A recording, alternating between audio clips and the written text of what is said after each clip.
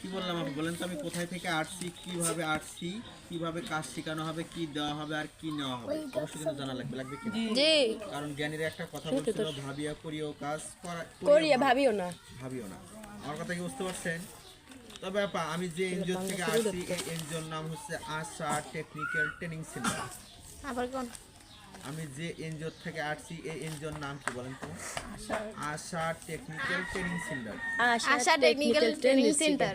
ঠিক আছে আপু, কিন্তু আশা এনজিওর কথা শুনলে যে আপনাদের গ্রাম অঞ্চলে যে আশা এনজিও ঋণ দেয় সেই এনজিওর কথা বলে, কিন্তু ওই এনজিও এর আর আমাদের এনজিও সাথে কোনো সম্পর্ক কালেকশন নাই। আমার কথা কি বুঝতে পারছেন? ওরা হচ্ছে টাকা দিবে আর আমরা কারিগরি প্রশিক্ষণ দিই। আমার কথা কি বুঝতে পারছেন? ভুল করে ওই অফিসে যাওয়া যাবে না। ওদের অফিস আলাদা, আমাদের অফিস আলাদা। ওদের হচ্ছে মালিক আলাদা, আমাদের মালিক আলাদা। ওটা হচ্ছে বাইরের দেশের সংস্থা আর আমাদের এটা দেশি সংস্থা। আমার কথা কি বুঝতে পারছেন? তো আপা আশা এনজিও সারা বাংলাদেশে অনেকগুলো শাখা প্রশাখা আছে। কোনোগুলো দেখবেন যে আপনাদের কাছ থেকে কিস্তিতে টাকা ওঠায়, এটা দেওয়া লাগে।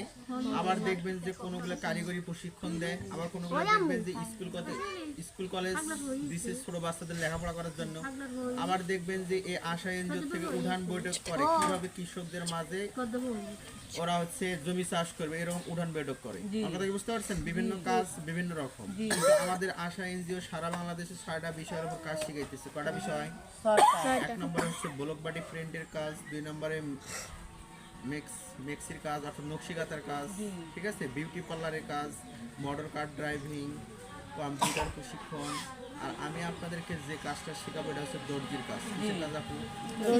আমাদের আশা এনজিও 6টা কাজ শেখায়, কিন্তু তার মাঝখানে আমি শুধু দর্জির কাজটা পারি। কোনটা পারি? কিন্তু বাদ বাকি যে 5টা কাজ আছে আমি এগুলো পারি না, আমি আপনাদেরকে শেখাইতেও পারবো না। আমি যে পদে চাকরি করি এটা হচ্ছে দর্জির কাজ শেখানো। ঠিক আছে আপু? কারণ এই দর্জির কাজটা শিখতে গেলে আপনাদের কাছ থেকে কি নিব আর কি দেব?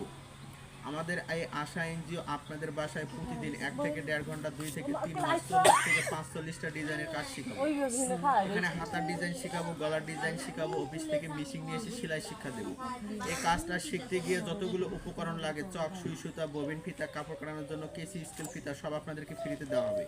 আমি যে এখানে আসবো যাবো তার জন্য দৈনিক, সাপ্তাহিক, মাসিক কোনো বেতন দেওয়া লাগবে, সম্পূর্ণ ফ্রিতে। শুধু আপনাদেরকে একটা জিনিসের ব্যবস্থা করা লাগবে। কিসের বলেন তো?